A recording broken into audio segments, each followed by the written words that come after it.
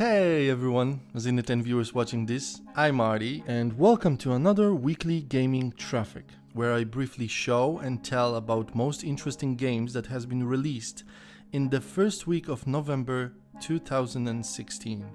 Owlboy is more. It's more than just a platformer. It's more than just an adventure. The graphics is more than just a pixel art. And the music is more than just a melody. I could say about open world, dungeons, boss battles, abilities the game has to offer, but instead I will ask, would you like to forget about everything and go on a beautiful, exciting journey?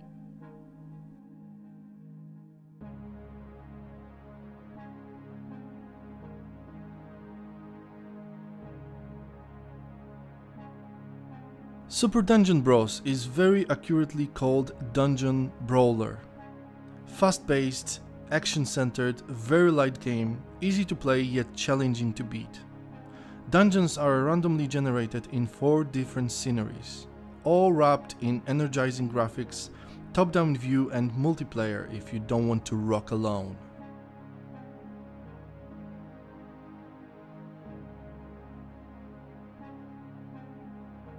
Weekly gaming traffic would not be complete if no physics-based puzzle game was released.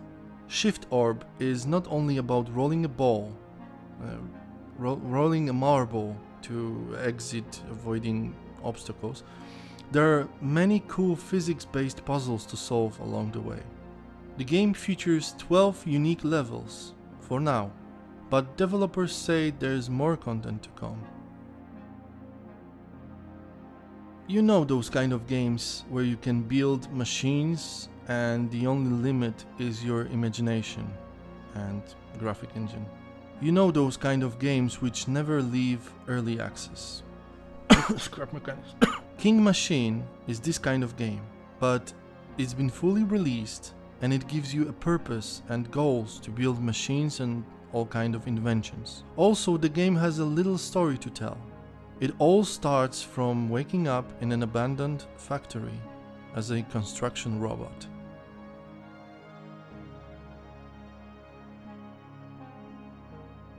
Grimm Dark Legacy is a bloody survival. Finally, we have some dynamic cool combat and not only worry how to don't starve cutely. I should mention that the game is based or inspired by some TV show, but it really doesn't matter. Grimm is originally meant to play online, but those who don't want to struggle with pings, lags and other people can play in single player offline mode. Most interesting feature is that we are meant to die, but it doesn't end the game. We pass our knowledge on the next generation of Grimm and continue our adventure.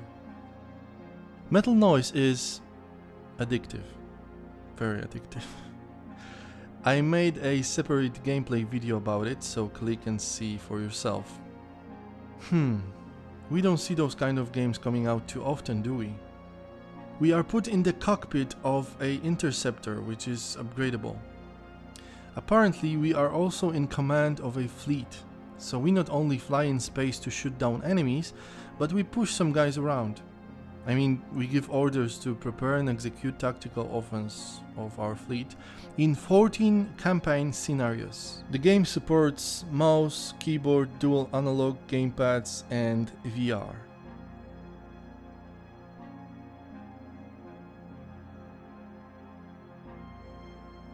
As far as I can remember, which is since the first Moto Racer was out, it was always all about the speed.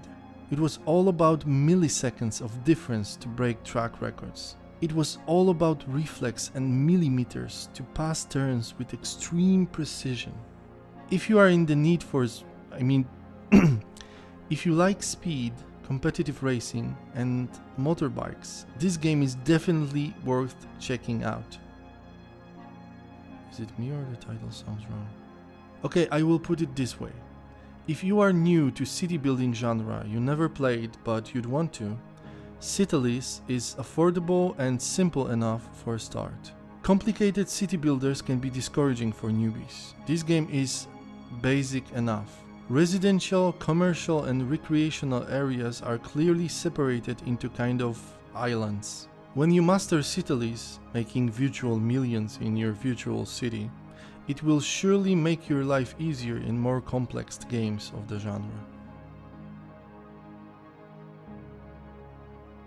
Painted Memories is an action RPG with elements of adventure, and it does have this feel of old schoolness. We collect and use equipment like torches, crossbows, and items to solve puzzles. The world in Painted Memories is truly open. We discover everything by ourselves, which can be a little problematic for some people.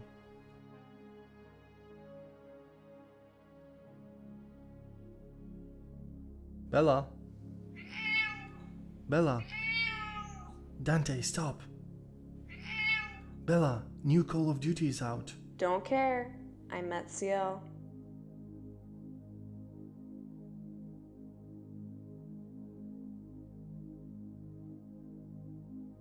So, you land on this planet after shit going down with your spaceship or something. You see trees, stones, terrain of some sort, animals or creatures running around. And what? Well, you guessed right, you are in another survival game, so cut some trees, build a bonfire, and shelter for a start. Why Rebirth of Island is worth mentioning then? First, it features procedurally generated world. Second thing is that you will not be alone. Sooner or later, settlers join you and you will end up building a village or even a small town. One thing to note, it's a casual survival. Nothing hardcore about it, really. Dungeon Rats is a turn-based tactical combat RPG. The game is solid, especially for the price. We are not saving the world here, we are not a commander, just a prisoner in some stinky dungeon. We can stay on our own, or we can recruit and create a gang. The graphics is decent, animations could be more dynamic, and like I said, the game is very well made but not mind-blowing or innovative. It's check-worthy for all the fans of the genre. What recently promoted employee of one of the biggest corporations do at night? They work overtime, that's right. In Locked Fears we are such worker development branch. Nice. Cell phone rings. Not ours, but the message is for us, and it tells us to leave the building now? Okay, but what was the code for the front? Something is chasing me. Locked Fears is a first-person horror. It's just us and a stranger messaging on the phone versus Corporation Dirty Secrets and something else. Bye bye, Wacky Planet is a side-scrolling shooter, and that's it. Very well made old school game. But to let you watch more of the gameplay, I will tell you about the story. Alan, who is an alien, Alan the alien, was going back from a party and his spaceship crashed on planet Earth. People, instead of helping him, captured him and put him in a lab to do some, So, Alan the alien is like, "Dude, those people are crazy, I gotta get out of here." So he takes his gun and shoots his way through. Oh, and there is also Eve, Alan's girlfriend. Dead Age is a very interesting approach to zombie apocalypse survival kind of games.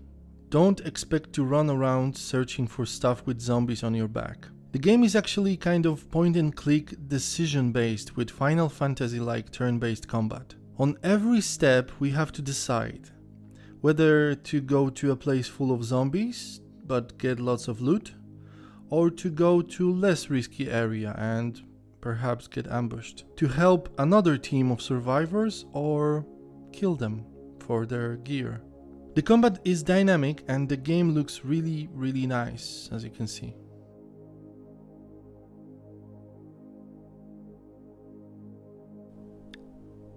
Just wanted to show you this little puzzle game based on the classic lights out mechanics. The game is relaxing yet challenging at a very low price. Over 100 levels. Ambient soundtrack. No time limits. No rushing. No scores. Minimalistic UI. Honestly, this game got my attention because I saw railroads and trains. I know, it's just a clicker game, and if you don't know, then yes, Next Stop 2 is a clicker game. But hey, it's a very nice looking and fun to play clicker, with trains. What we do here is gather resources to build, fix or upgrade existing buildings, rail tracks, and we just move things from point A to point B on time. We can switch off the time, but the point of clicker games is to click fast. And that's it for this week. Thank you for watching. I hope you found something for yourself to play. If not, well then, there's another weekly gaming review next week, whether you like it or not. Bye.